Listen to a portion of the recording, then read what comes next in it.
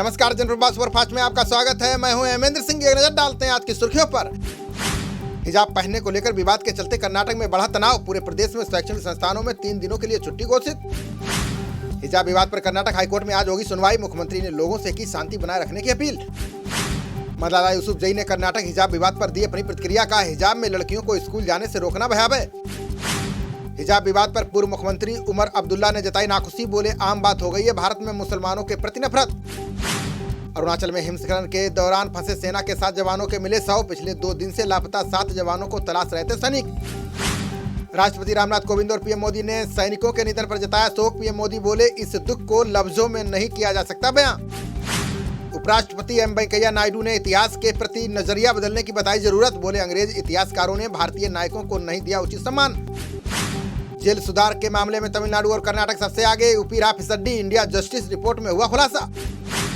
देसी वैक्सीन से आईसीएमआर को 136 करोड़ रुपए की हुई कमाई। खर्च किए महज 35 करोड़। राज्य स्वास्थ्य मंत्री ने दी जानकारी।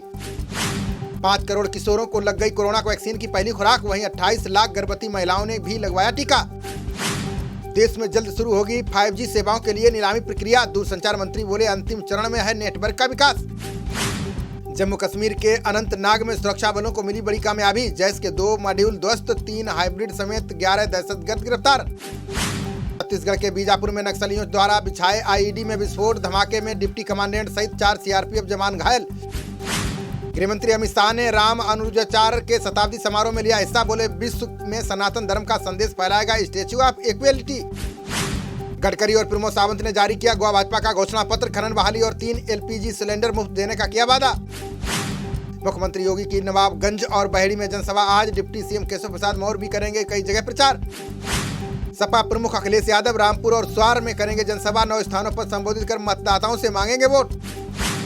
यूपी विधानसभा चुनाव पर भाजपा सांसद वरुण गांधी ने किया दावा। कहा, महंगाई, रोजगार और किसानों के मुद्दे पर होगा चुनाव।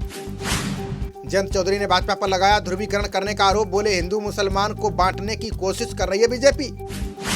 यूपी चुनाव को लेकर कांग्रेस आज लखनऊ में जारी करेगी घोषणा पत्र। मैनिफेस्टो में मिड डे मील बनाने वालों को मिल सकता है बड़ा तोहफा।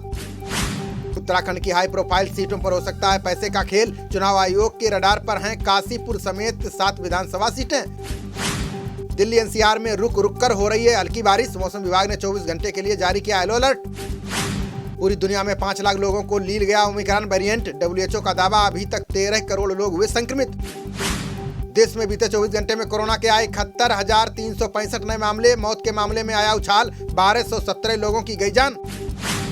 देश में घटकर 8,92,828 हुआ कोरोना का एक्टिव केस। वहीं महामारी से अब तक 5,05,279 लोगों की गई जान। दिल्ली में 3 नगर निगम चुनावों के लिए सभी तैयारियां पूरी। 30,000 ईवीएम मशीनों की हो रही है जांच। अप्रैल में चुनाव संभव। लगातार बढ़ रही महंगाई उपभोक्ताओं को देने वाली है बड़ा झटका। बढ़ सकते हैं बिस्किट, इलेक्ट्रॉनिक और रोजमर्रा जरूरतों के दाम। अपने करीबियों पर ईडी की कार्रवाई से भड़के संजय राउत। उपराष्ट्रपति एम वेंकैया नायडू से हस्तक्षेप की उठाई मांग।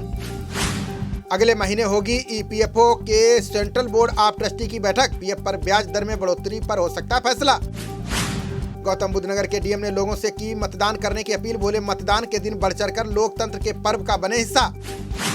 हरियाणा में 200 से अधिक अधिकारियों के खिलाफ कार्रवाई शुरू। जमीन के पंजीकरण में अधिकारियों पर लगा है भ्रष्टाचार का आरोप। वित्त मंत्री निर्मला सीतारमण ने पूर्ववर्ती कांग्रेस सरकार पर लगाया आरोप। बोली, कांग्रेस के समय मृत प्राय हो चुके BSNL को किया पुनर्जीवित। नंदघर में परिवर्तित होंगे राजस्थान के 25,000 आंगनबाड़ी केंद्र। राजस्थान सरकार और वेदांता समूह के बीच हुआ समझौता। अमरिंदर सिंह ने चन्नी को सीएम चेहरा बनाने को बताया बड़ी गलती। बोले, पंजाब में नहीं चलेगी कांग्रेस की जाति आधारित राजनीति। टीएमसी ने साल 2020-21 में खर्च किए 132 करोड़ रुपए। निर्वाचन आयोग के आंकड़ों के हिसाब से 74 करोड़ की हुई आय। अदालत ने 11 फरवरी तक बढ़ाई चन्नी के भतीजे की हिरासत। धन शोधन के मामले में 11 फरवरी को ईडी ने किया था गिरफ्तार।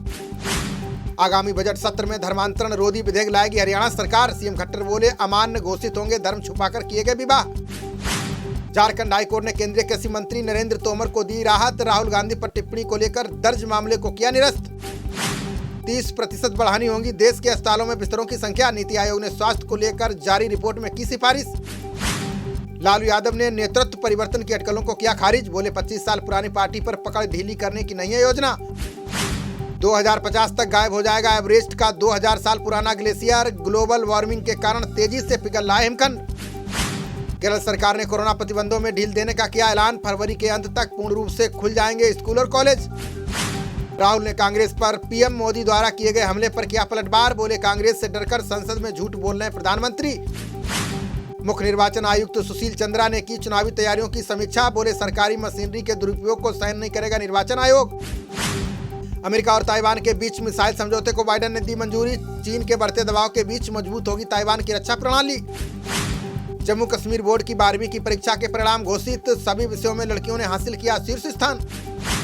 भारत और वेस्ट इंडीज के बीच दूसरा एक दिवसीय मुकाबला आज। सीरीज पर कब्जा करने के इरादे से उतरेगी टीम इंडिया। वेस्ट इंडीज के खिलाफ दूसरे वनडे में केएल राहुल की होगी वापसी। मध्य क्रम में खेल सकते हैं राहुल। गब्बर को ओपनिंग की जिम्मेदारी। क्वींस टाउन में हुए महिला टी20 मुकाबले में भारतीय टीम की हार। न्यूजीलैंड ने 18 रनों से मात देकर सीरीज पर जमाया कब्जा। न्यूजीलैंड ने पहले बल्लेबाजी करते हुए 20 ओवरों में बनाया 155 रन। जवाब में 8 विकेट पर 137 रन ही बना सकी भारतीय टीम। खबरों का सिलसिला जारी रहेगा। देखते रहिए जनप्रवाद। नमस्कार।